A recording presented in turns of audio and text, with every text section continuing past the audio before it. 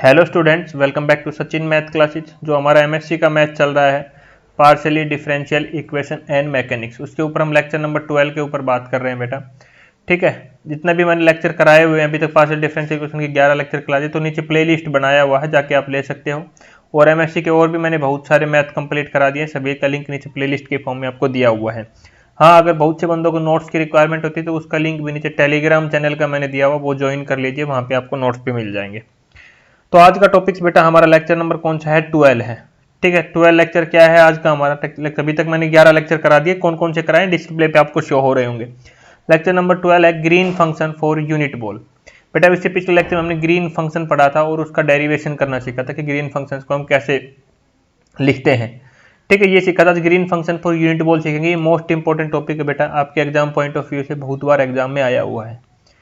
ठीक है, तो ये सीखेंगे। नेक्स्ट लेक्चर के प्लान्स आपके सामने शो हो रखे हैं लेक्चर नंबर के साथ, वो हम आपके सामने प्रोवाइड करेंगे नेक्स्ट वीडियो में। 13, 14, 15, 17 तक के मैंने दिखाए हुए हैं, आगे इस डिस्प्ले पे आ नहीं सकते थे। नेक्स्ट लेक्चर में हम इनको धीरे धीरे एडिट करके आपके सामने प्रस्तुत करेंगे कि हम आगे कौन से लेक्चर कराएंगे। तो आज का टॉपिक क्या है बेटा? Green function for unit ball, या इसका दूसरा नाम आ जाता है representation formula for unit ball. Unit ball आ जाए तो आपको ये करना है ग्रीन फंक्शन के लिए, या फिर representation formula for unit ball पूछ ले तो ये टॉपिक करना है आपको।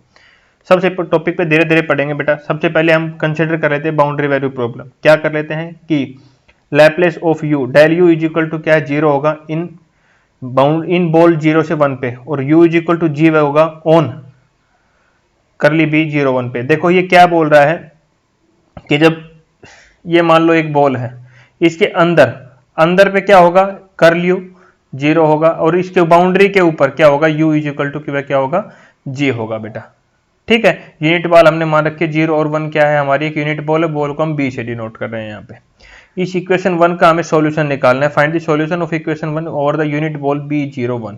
ठीक है बेटा, इस इक्वेशन 1 का हमें सॉल्यूशन निकालना है। एक यूनिट बॉल है जो कि हमें 0 और 1 दिया हुआ, 0 हमारा और 1 हमारा दिया हुआ है। ठीक है बेटा, अब let us consider the solution of the equation 1। हमें बिल्कुल क्लियर पता चल रहा है कि u इज इक्वल टू क्या है? u बिलोंग कर रहा है सी स्क्वायर b0, 1 से। अब ये सी स्क्वायर क्या बला आ गई बेटा? लेक्चर नंबर 1 से पढ़ाता हुआ सी स्क्वायर क्या है? 2 टाइम्स कंटिन्यूस डिफरेंशिएबल फंक्शन है। ठीक है, सी स्क्वायर का मतलब क्या है? 2 टाइम्स कंटिन्यूस डिफरेंशिएबल फंक्शन है। ठीक है, अभी green function for unit ball. भाई ग्रीन फंक्शन में पिछले लेक्चर में आपको पढ़ा दिया। ग्रीन फंक्शन पे क्या होता है? वैल्यू क्या होती है? gxy is equal to 5 y minus x minus 5 की power x y for fix x. X क्या है हमारा? एक्स बिलोंग टू क्या होता है? u। एक्स क्या होता है बेटा? हमारा फिक्स होता है यहाँ पे। तो कर लीजिए, ये किसका साइन है? Fundamental solution of Laplace function का। फाई ये किसका है? Fundamental solution of Laplace function. ये किसका साइन है? हमारा करेक्टर फंक्शन का। किसका है बेटा? करेक्टर फंक्शन बोलते हैं इसको। ये किसका है? Fundamental solution of Laplace equation का। वे लिख दिया मैंने, where phi x is the character function for unit ball.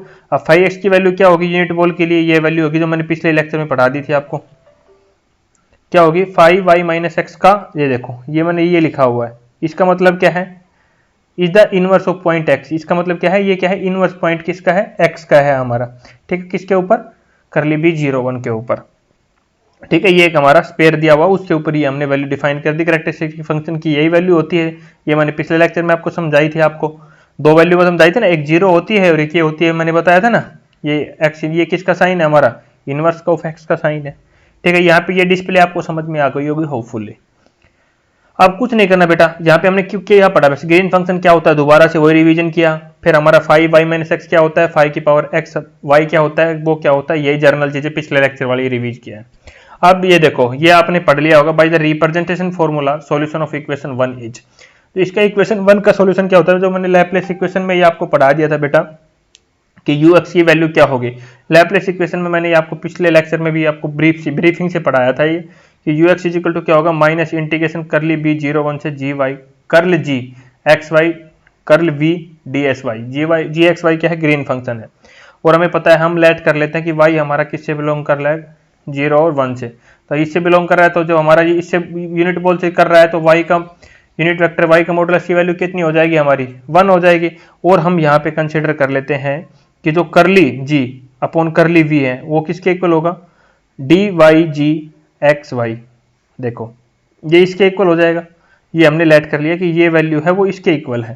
और यहाँ पे v क्या है, यूनिट वेक्टर है। बेटा किसी भी चीज का यूनिट वेक्टर निकालने के लिए, मान लो हम x का यूनिट वेक्टर निकालते थे 12th में, तो क्या लिखते थे, x अपॉन x का मोड, इसको हम यूनिट वेक्टर बोलते थे। तो यहाँ पे v का यूनिट वेक्टर है, तो v हमारा y की फॉर्म में है, तो y अपॉन y का मोड, और y का मोड कितना है हमारा 1, तो v यूनिट वेक्टर किसके इक्वल हो गया बेटा, y के इक्वल हो गया हमारा। यहाँ पे ये मैंने यहाँ पे लिख भी रखा है, ठीक है। ये हमने कंसिडर कर लिया कि जो ग्रीन फंक्शन का डिफरेंशिएबल है विद रिस्पेक्ट टू v, ये हमारा ये है, ठीक है। अब ये वैल्यू हमें देखो, अभी इसको हम क्या लिख सकते हैं, इसको लिखने का तरीका क्या है, ये क्या है, dy, मतलब ये हम किसके रेस्पेक्ट में पार्शियल डिफरेंशिएशन कर रहे हैं बेटा, y के रेस्पेक्ट में कर रहे हैं।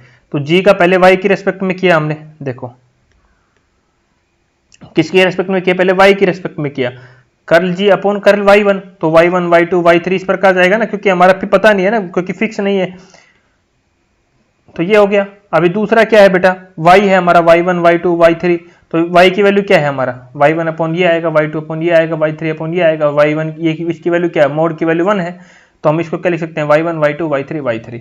अब बेटा इस टर्म को तो मैं आपको लेक्चर नंबर 2 से पढ़ाते हुए आ रहा हूँ, क्या लिख सकते हैं, curly g upon curly v is equal to summation of i is equal to 1 से लेके n yi curly g upon curly yi, ये लिख सकता हूँ। ये लेक्चर नंबर 1 से बेसिक लेक्चरों से पढ़ाते हुए आ रहा हूँ।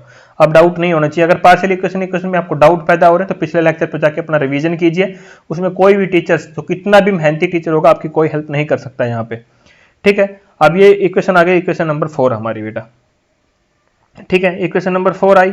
अब क्या करना है, जो इक्वेशन नंबर 2 है, यहाँ पे 4 इक्वेशन आ गई, इसमें हमें ये वैल्यू निकालनी है और इसकी पुट करनी है, करली g अपॉन करली yi की वैल्यू निकाल के इसमें पुट कर देंगे, हमारा बाद में आंसर आ जाएगा। तो हमारा ग्रीन फंक्शन ये है, इसका मैंने बताया yi की रेस्पेक्ट में डिफरेंशिएशन करेंगे, तो यहाँ पे yi लगा दिया।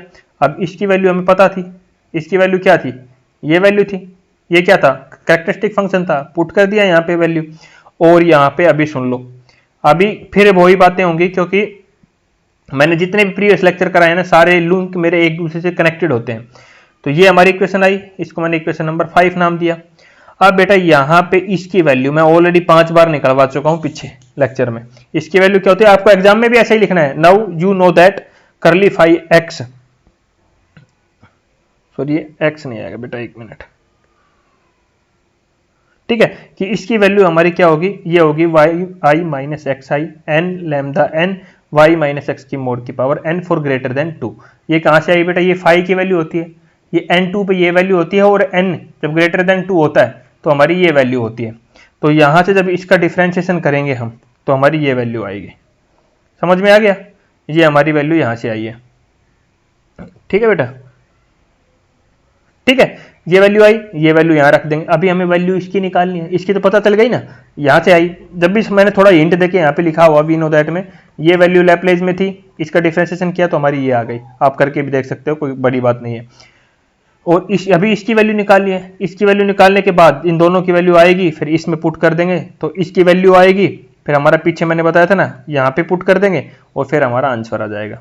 यही हमें निकालना था यहाँ पे यूनिट बाल के लिए। अब इसकी वैल्यू फाइंड करते हैं बेटा, देखो इसकी वैल्यू पर लिखें तो यही हमें, देखो अब मैंने इसकी वैल्यू के लिए, देखो इसके लिए वैल्यू के लिए सेम यही लिया, ये दो निकलेगी, एक तो n2 के लिए और एक n हमारा ग्रेटर देन 2 हो, तो पहले हम 2 के लिए निकाल लेते हैं बेटा। ये हमारा ये है, वैल्यू पुट कर दिया हमने इसका, ये 2 के लिए ये वैल्यू होती है, तो हमने ये वैल्यू पुट कर दिया यहाँ पे 2 के लिए, 1 minus 2 pi log pi minus x, क्योंकि हम इसका ये कर रहे हैं पाई माइनस एक्स का, तो हमने पुट कर दिया। अभी यहाँ पे डिफरेंशिएशन कर दिया, किसके रेस्पेक्ट में करना, कांस्टेंट टर्म क्या थी बेटा, ये तो हमारी कांस्टेंट टर्म है, ये तो हमारी कांस्टेंट है, इसको तो मैंने बाहर ले लिया था पहले ही। अब डिफरेंशिएशन करना है इस टर्म का, तो log का डिफरेंशिएशन क्या होता है, log x का डिफरेंशिएशन क्या होता है 1/x, और x का डिफरेंशिएशन d/dx, x का डिफरेंशिएशन, तो log के साथ x की टर्म क्या है, ये है, तो 1/y में चली जाएगी, तो 1/x का mode upon y minus x. बेटा ये देखो मैं थोड़ा सा गलत लिख रखा है, यहाँ पे इनवर्स का साइन नहीं लगा, क्योंकि यहाँ पे इनवर्स में लिखा हुआ था, ठीक है, यहाँ पे मैंने लिख दिया। अब ये डिफरेंशिएशन किसका करना है, इसका डिफरेंशिएशन करना है बेटा, ये टर्म बच गई, मार्कर दूसरा लेता हूं, देखो ये टर्म बच गई हमारी, इसका डिफरेंशिएशन करोगे d/dx, किसकी टर्म में करना है बेटा, yi की में, तो ये तो yi, अब ये तो कांस्टेंट टर्म है ना, ये तो बाहर रहेगी ना, ये तो बच ही जाएगा, ये तो कांस्टेंट है, डिफरेंशिएशन करेगा इसका तो y का हो जाएगा 1 और x का हो जाएगा 0, तो 1 माइनस 0 0, तो ये बच जाएगा हमारा। तो क्या डिफरेंशिएशन आ गया, ये ऊपर बच जाएगा, इससे ये कैंसिल हो जाएगा, तो हमारा क्या बचेगा 1/y माइनस एक्स का बार। कर लिया अपन, कर लिया, ये तो हमने अलग से लिख दिया या कर भी सकते हो।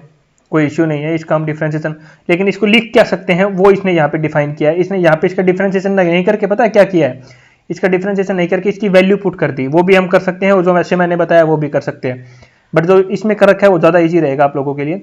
ये है हमारा, इसको हम क्या लिख सकते हैं बेटा, मैंने थोड़ी देर पहले भी डिफाइन किया था और ये पिछले लेक्चरों में भी डिफाइन किया था।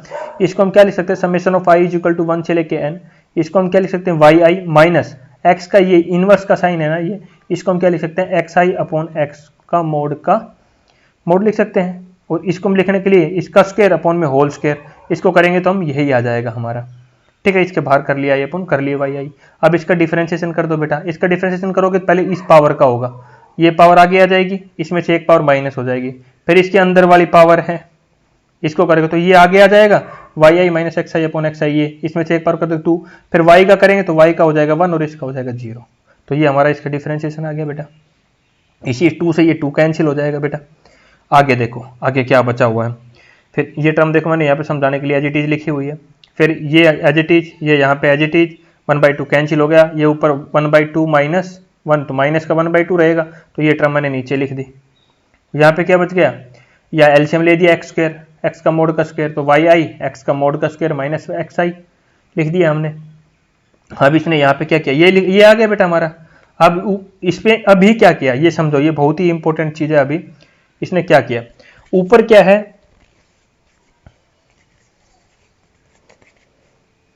ये जो एक्स का आई का मोड है इसने एज इट इज लिखा, वाई आई एक्स का मोड स्क्वायर एक्स आई इसको ऊपर एज इट इज लिख दिया, तो यहाँ नीचे इसको लिख दिया। अब ये बोल रहा है इसको, हमने थोड़ी देर पहले बताया था ना मैंने, क्या वो लिख सकते हैं वाई माइनस एक्स का बाहर लिख सकते हैं, थोड़ी देर पहले लेट किया था ना बेटा, तो इसकी जगह ये वैल्यू पुट कर दो, ये पुट कर दिया।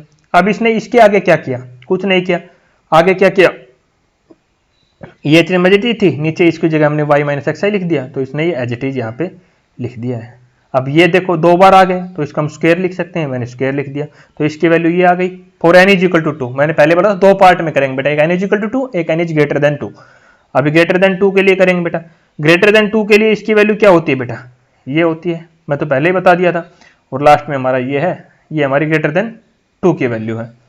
ठीक है, ये ग्रेटर देन 2 की वैल्यू पुट कर दिया, इसका डिफरेंशिएशन करो, ये तो कांस्टेंट टर्म है बाहर लिख दिया, y माइनस एक्स की पावर 2 माइनस एन को हमने एज इट इज लिखा, इसका डिफरेंशिएशन करोगे तो पावर क्या आ जाएगी, आगे आ जाएगी, ये एज इट इज बचेगा। डिफरेंशिएशन किसका बचेगा, y माइनस एक्स का बचेगा लास्ट में। डिफरेंशिएशन देखो अच्छी तरह करके दिखाया हुआ है, और ये हमने पता ये थोड़ी देर पहले ये किसके इक्वल है, इसके इक्वल होता है, थोड़ी देर पहले ही बताया मैंने।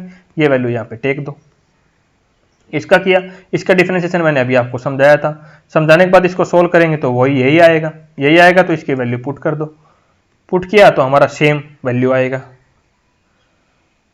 सेम वैल्यू आया। जब ये सेम वैल्यू आ गया, अभी जब दोनों का वैल्यू पता चल गया, एन इज ग्रेटर देन 2 और एन इज 2 और एन इज ग्रेटर देन 2 पे वैल्यू पता चल गया। अरे एन इक्वल टू 3 और ग्रेटर देन 3 का मतलब n is equal to greater than 2 ही हुआ ना, वही मैंने यहाँ पे समझाने की कोशिश किया। तो दोनों वैल्यू आपको देख रहे होंगे कि दोनों वैल्यू तो सेम आ गई हमारी, तो दोनों वैल्यू सेम आई है, तो कंबाइन इक्वेशन 6 एंड 7, तो हमारा ये वैल्यू आ रहा है। तो हम लिख सकते हैं दोनों वैल्यू सेम ही आई है हमारी, तो दोनों वैल्यू सेम आई तो कोई दिक्कत ही नहीं है। अभी हमें पता है y किस में बिलोंग कर रहा है, करली b अपॉन 0 1, तो y की वैल्यू हमारी क्या होगी, तो जो y की वैल्यू बोला y हमारा इसमें बिलोंग कर रहा है, तो y, तो हम y माइनस एक्स का मोड को हम क्या लिख सकते हैं, x का mode bracket y minus x के नॉर्म, या फिर हम बोल सकते हैं बार, इसको हम किसके इक्वल लिख सकते हैं, इसके इक्वल लिख सकते हैं। तो यहाँ पे हमने इसको अप्लाई करके इसकी जगह ये लिख दिया है, एक्स की पावर एन लिख दिया, इस इक्वेशन ये वैल्यू हमारी आ गई। अब ये सारी वैल्यू इक्वेशन नंबर 5 में मैंने बोला था, ये 5 थी, इसमें पुट कर दो दोनों वैल्यू, फिर इनको एलसीएम लिया, दो चीज कैंसिलेशन हुई, फिर हमारा बच गया ये टर्म बेटा। अब इसको मैंने बताया था इक्वेशन नंबर कौन सी थी, 4 में पुट करो, जहाँ पे यहाँ पे था इक्वेशन नंबर 4 में पुट कर दिया। अब जो कांस्टेंट टर्म है सबको बाहर निकाल दो, वाई आई का स्क्वायर लिख दिया, बाकी सारी टर्म बाहर निकाल दी बेटा। जब सारी टर्म बाहर निकाली तो हमें तो वाई आई को सोल्व करना है, क्योंकि आई इक्वल टू 1 से लेके आई के लिए है। जब हम भी पता है वाई आई क्या है, y1 y2 y3 कुछ भी लिख सकते हैं, तो इसको हम y1 का मोड का स्क्वायर लिख सकते हैं, और y1 की क्या है, यूनिट वेक्टर है, तो इसका क्या है वैल्यू 1 हो जाएगी, तो इसकी वैल्यू क्या आ गई, ये आ गई हमारी। और इसको हमें इंटीग्रेशन वाली टर्म में जो इक्वेशन 1 थी बेटा, ये 3 नहीं, इक्वेशन 1 थी शायद, एक बार चेक कर लेते हैं 1 थी या 3 थी, इक्वेशन नंबर 3 सॉरी, इसको इस इक्वेशन नंबर 3 में ही हम पुट कर देते हैं यहाँ पे।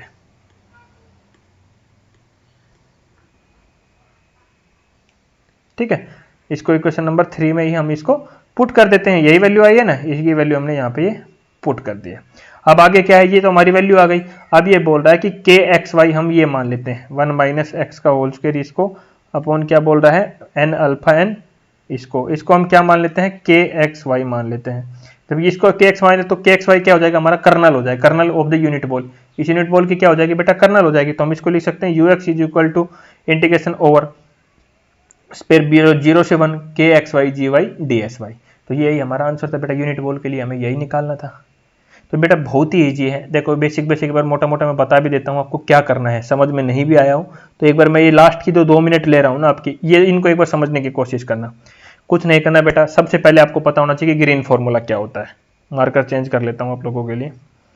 सबसे पहले पता होना चाहिए कि ग्रीन फंक्शन क्या होता है, उसकी डेफिनेशंस पता होना चाहिए, उसका बेसिक फॉर्मूला पता होना चाहिए।